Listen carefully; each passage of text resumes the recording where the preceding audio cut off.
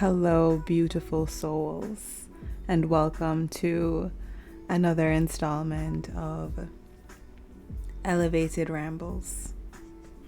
I'm your host, Natalie.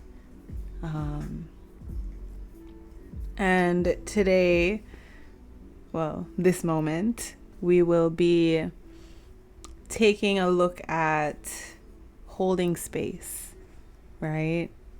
What does it mean to hold space, right?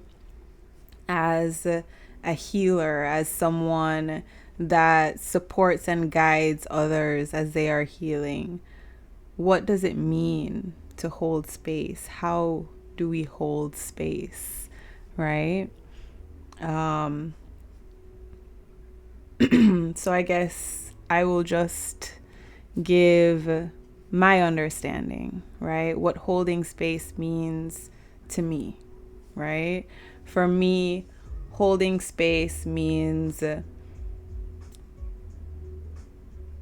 creating a safe, judgment-free zone where people feel free to be themselves, where they feel free and safe to express themselves fully, right? Holding space is being able to sit with someone as they are diving through some deeper and darker emotions, right? Holding space is just about providing support for someone as they are navigating the different things within themselves that are seeking assistance in the moment, right? Holding space is about listening, right? Truly listening and seeing a person beneath all the stories, right? And allowing that person to bring all of themselves to that space, trusting that it's safe. Your words remain within that space. Trusting that you will not be judged within that space, right? Trusting that absolutely all of you is welcome within that space, right? For me, holding space is just about allowing people to be, right? Allowing people that space to just be without the worry of judgment, without the fear of ridicule, right? Yeah. So interesting. I had no intentions of talking about holding space, but that is what came out in the moment, so I went with it. But actually what I was thinking about before was, I don't know, right now I'm in this space, really trying to not necessarily figure out my niche. I think in general, as my purpose right now, it's just to hold space for people, right? Whoever is of need in the moment. And I have a wide capacity to hold space, right? But I am feeling called to work specifically with men, right? And holding space for men and helping men to find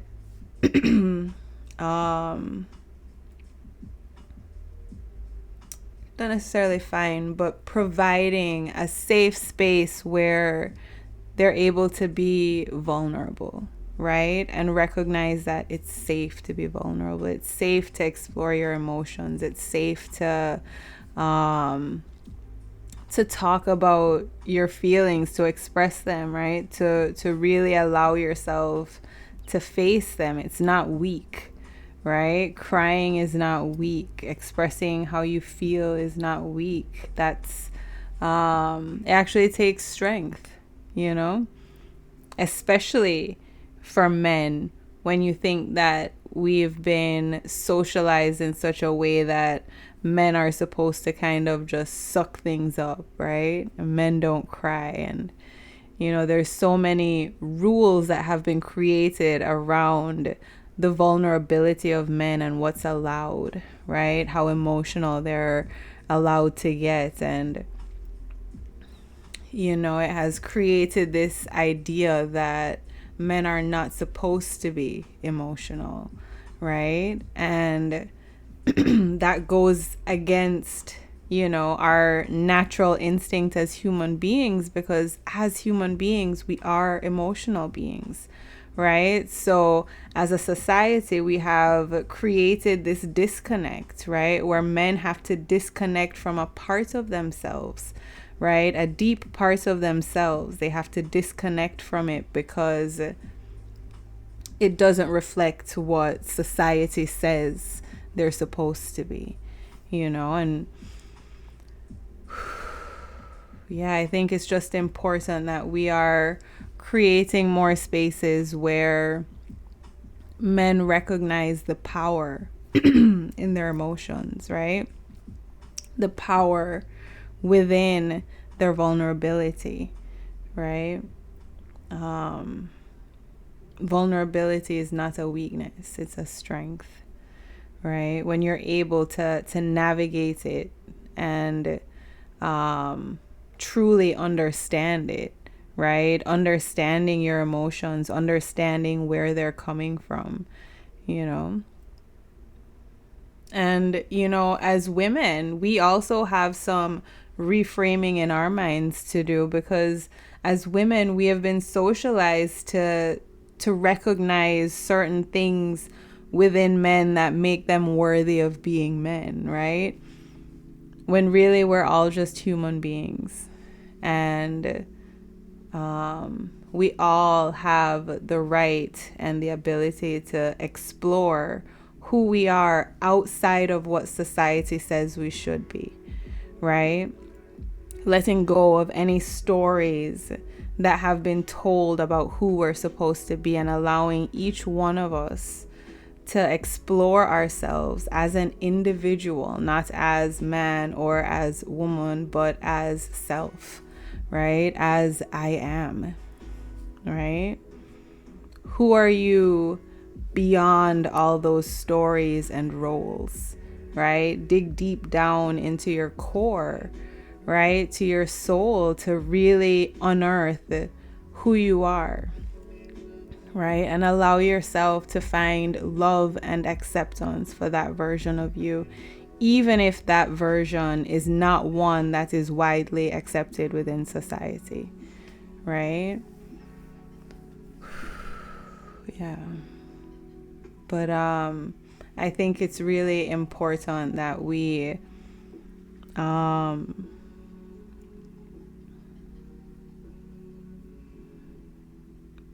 just recognize the need for us to be able to hold space.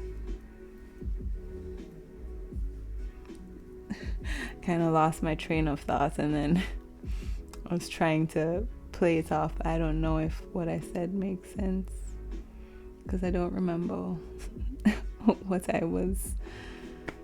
But yeah, I don't know. So for me, recently, like a lot of the sessions that I've done have been with men, and I don't know, I just feel very called in that direction, and not in, even though the direction that I see the sessions going can be a more intimate session. It's not sexual. But there's a certain level of intimacy that I think is required to be able to soften into the experience, right? To be able to truly surrender and let go, so that you can fully receive what the moment has for you,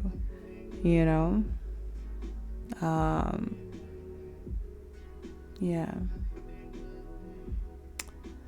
So,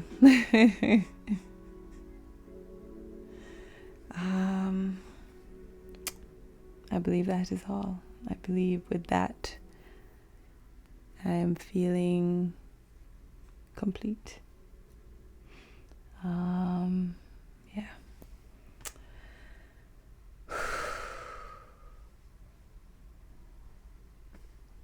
Sending so much love. Yeah. I don't know. I feel like I left things kind of unfinished. But I don't know. I just feel like I don't have anything else to say.